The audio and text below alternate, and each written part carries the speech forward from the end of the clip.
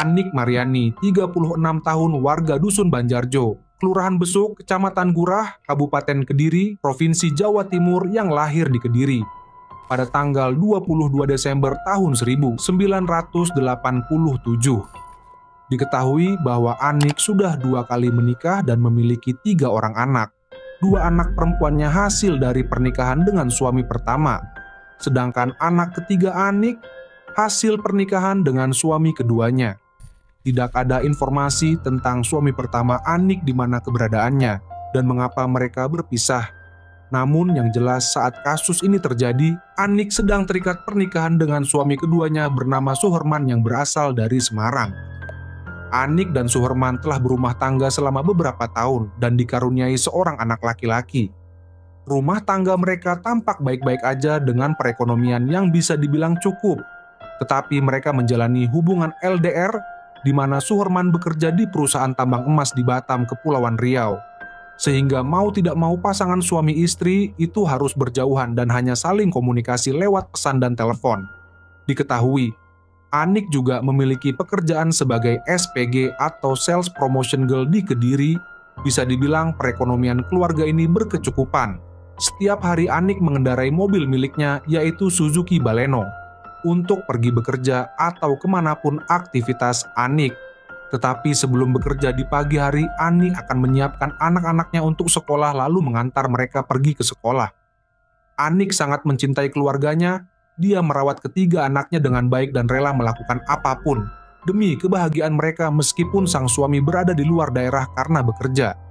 Namun wanita berparas cantik tersebut tidak pernah mengeluh dalam merawat anak-anaknya. Semasa hidupnya Anik dikenal sebagai pribadi yang tampak baik, pendiam dan sopan. Menurut ketua RT tempatnya tinggal, Anik dikenal sebagai sosok yang lumayan tertutup namun sangat menyayangi anak-anaknya. Jika kebetulan bertemu di jalan atau berpapasan, Anik selalu tersenyum dan tampak ramah. Namun semuanya berubah ketika Anik mengenal Dedi pada bulan Maret tahun 2024, awal perkenalan mereka. Dedi yang sebenarnya merupakan seorang duda anak 2 dan tidak memiliki pekerjaan alias pengangguran mengaku pada Anik bahwa dia adalah seorang bos bawang. Sejak perkenalan awal itu, keduanya pun mulai sering chat-chatan dan menjalin hubungan layaknya sepasang kekasih, hingga akhirnya berakhir tragis.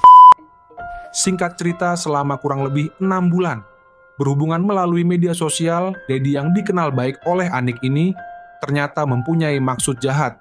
Ia tergiur melihat Anik memiliki mobil dan perhiasan emas, sehingga muncul niat jahat untuk menguasai harta Anik. Tanggal 10 September 2024, Dedi mulai berniat untuk berencana melakukan eksekusi. Ia mulai melakukan pemesanan plat nomor mobil B2557 KOM di Tulungagung dengan tujuan untuk mengganti plat nomor mobil Anik setelah dikuasainya. Dedi pun mulai mengatur waktu agar bisa bertemu dengan Anik.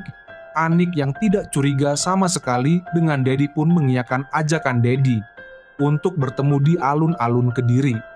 Tibalah hari janjian mereka, yaitu hari Kamis tanggal 12 September tahun 2024. Pertemuan antara Dedi dan Anik awalnya terjadi di alun-alun Kediri sekitar pukul 9 malam waktu Indonesia bagian Barat.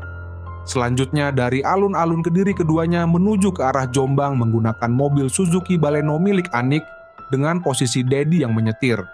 Lalu saat berada di daerah sepi yang tak jauh dari wilayah tambak beras, Jombang Dedi langsung menghentikan mobil dan seketika ia langsung mengisi nyawa Anik dengan cara bagian kepala dan menutup wajah Anik dengan bantal mobil.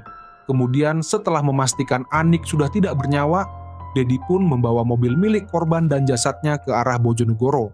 Namun rencana membuat Anik ke Bojonegoro berubah. Dedi yang berubah pikiran berbalik arah menuju ke arah Mojokerto. Dedi membawa jasad Anik dan mobilnya ke kawasan hutan raya Raden Sorjo Pacet, Mojokerto, dan membuang Anik ke jurang. Setelah membuang Anik, Dedi dengan mengendarai mobil Suzuki Baleno milik Anik kabur ke arah Batu, Malang. Melalui jalur Cangar Mojokerto sambil membawa handphone Anik, Dedi juga mengganti plat nomor mobil milik Anik dengan plat nomor palsu yang telah ia siapkan. Di sisi lain, pada hari Jumat pagi tanggal 13 September tahun 2024, Suyitno, penjaga hutan Raya Tahura Raden Soerjo, sedang jalan-jalan di kawasan hutan untuk melakukan patroli rutin. Sambil membawa ponselnya memotret hewan-hewan yang ada di hutan seperti burung dan lain sebagainya. Namun sesekali ia berhenti untuk menghirup udara segar. Suyitno juga memperhatikan sekelilingnya yang akhirnya pandangannya tertuju pada sesuatu yang sangat aneh dan mencurigakan. Kurang lebih beberapa meter dari tempatnya berhenti, Suyitno mengamati sesuatu yang tampak aneh tersebut. Merasa penasaran dengan apa yang dilihatnya. Perlahan-lahan, Suyitno pun mulai berjalan mendekat semakin mendekat. Suyitno sadar bahwa sesuatu yang aneh itu ternyata adalah sesosok tubuh wanita yang tergeletak di hutan pinggir jalan, dan ketika diamati, Suyitno mulai sadar bahwa itu adalah wanita yang sudah tidak bernyawa lagi. Suyitno pun memotret jasad wanita itu dengan tujuan untuk ditunjukkan kepada rekan-rekannya yang lain. Usai memotret, Suyitno segera berlari kepada rekan-rekannya dan menunjukkan apa yang ia temukan. Laporan penemuan jasad wanita tersebut kemudian diteruskan kepada pihak kepolisian Polsek Pacet. Tak lama setelah menerima laporan tersebut, tim Inafis Polsek Pacet dan Resmo Polres Mojokerto segera meluncur ke lokasi penemuan dan melakukan olah TKP. Saat ditemukan, kondisi jasad korban memakai kemeja lengan panjang warna pink, celana panjang warna hitam, jilbab warna putih kombinasi biru dan pink dengan motif bunga. Ditemukan juga ikat rambut, serta liontin kalung emas yang diduga milik korban. Polisi pun mulai menyisir sekitar lokasi untuk menemukan bukti atau petunjuk lain yang bisa membantu mereka mengidentifikasi korban. Tetapi setelah dicari-cari, polisi tidak menemukan identitas korban maupun barang-barang lain di TKP dan di sekitarnya, selain jasad korban sendiri yang berpakaian lengkap. Selanjutnya, jasad korban dibawa ke Rumah Sakit Bhayangkara Pusdik Sabara, Porong Sidoarjo untuk dilakukan otopsi maupun identifikasi. Berita penemuan ini pun mulai viral di media sosial. Di sisi lain, Dedi yang melarikan diri ke kota Sragen, Jawa Tengah melalui jalan tol. Saat sampai di Sragen, ia pun mulai panik ketika mengetahui bahwa jasad Anik sudah ditemukan dan viral di media sosial. Kemudian Dedi pun memutuskan untuk meninggalkan mobil Anik di pinggir jalan, lalu melanjutkan pelariannya dengan menggunakan bus menuju Riau. Polisi berusaha mengungkap identitas korban terlebih dahulu agar mereka bisa melakukan penyelidikan mendalam terkait kasus ini.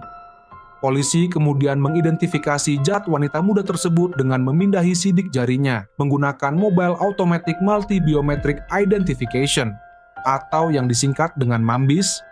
Dan keesokan harinya, setelah jasad korban ditemukan tepatnya pada hari Sabtu, tanggal 14 September tahun 2024, hasil identifikasi keluar, yaitu identitas korban bernama Anik Mariani berusia 36 tahun, warga Dusun Banjarejo, Desa Besuk, Kecamatan Gurah, Kabupaten Kediri, Provinsi Jawa Timur. Jarak antara rumah korban di Kecamatan Gurah dengan tempat penemuan jasad Anik di Kecamatan Pacet, Kabupaten Mojokerto itu memiliki jarak kurang lebih 78 km atau sekitar 2 jam berkendara. Hasil otopsi pada jasad Anik mengungkap bahwa Anik kehilangan nyawa akibat lemas atau kekurangan oksigen. Dengan diketahuinya identitas korban dan hasil otopsi, pihak kepolisian segera menghubungi keluarga Anik untuk mengkonfirmasi tentang penemuan jasad wanita tersebut. Dan dari ciri-ciri yang disampaikan oleh polisi, keluarga Anik membenarkan bahwa benar korban adalah Anik Mariani yang sudah sekitar 2 hari belum pulang ke rumah. Selanjutnya, pihak keluarga diminta oleh polisi datang ke Rumah Sakit Bhayangkara Pusdik Sabara, Porong Sidoarjo untuk mengidentifikasi korban secara langsung. Dan benar saja, ketika tiba di rumah sakit, mereka makin yakin bahwa benar itu adalah Anik Mariani. Sontak keluarga pun menangis histeris. Mereka tak menyangka Anik yang sebelumnya pamit untuk keluar sebentar malah kehilangan nyawa dengan cara yang tragis. Kepada polisi, keluarga Anik mengatakan bahwa terakhir kali mereka melihat wanita itu pada hari Kamis tanggal 12 September tahun 2024 malam, di mana Anik pamit, katanya ia ingin pergi keluar bersama temannya sebentar. Saat itu Anik tidak mengatakan dengan pasti siapa nama temannya yang akan pergi dengannya. Anik pergi dari rumah dengan mengendarai mobilnya, yaitu Suzuki Baleno. Kemudian masih di hari yang sama pada malam hari, Anik masih memberi kabar kepada keluarganya untuk menanyakan keadaan anak-anaknya. Saat itu pihak keluarga sama sekali tidak berpikir yang aneh-aneh atau merasa curiga. Tetapi sampai tengah malam hingga keesokan harinya, yaitu di hari Jumat tanggal 13 September tahun 2024, Anik belum juga pulang ke rumah yang membuat keluarga merasa ada yang aneh. Selain itu, keluarga juga tidak bisa menghubungi ponsel Anik yang membuat mereka mulai merasa khawatir. Keluarga sempat mencari Anik dengan menghubungi saudara yang lain maupun teman-temannya. Tetapi tidak ada satupun yang tahu di mana ibu 3 anak itu berada. Sampai akhirnya keluarga mendapatkan panggilan telepon dari pihak kepolisian di Mojokerto pada hari Sabtu tanggal 14 September tahun 2024 yang memberitahu bahwa Anik ditemukan sudah tidak bernyawa di kawasan hutan raya Tahura Raden Suerjo. Singkat cerita, setelah diketahuinya identitas dan menerima keterangan dari pihak keluarga, polisi pun segera memulai penyelidikan untuk mencari pelaku penghilangan nyawa Anik Maryani. Seperti kebanyakan kasus saat itu, kecurigaan sempat mengarah pada orang terdekat Anik, yaitu suami, karena dilihat dari kondisi jasadnya yang seperti mengalami KRT.